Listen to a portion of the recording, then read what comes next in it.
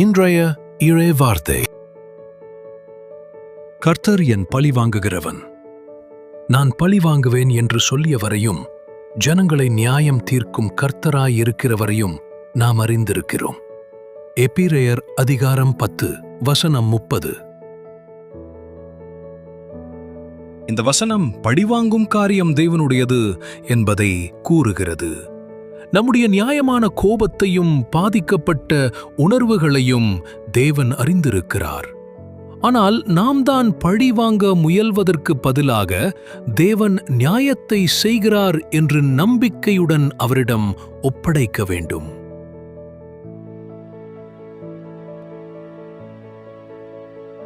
தினம்தோறும் இறைவனிடம் இணைந்திருக்க லைக் அண்ட் சப்ஸ்கிரைப்.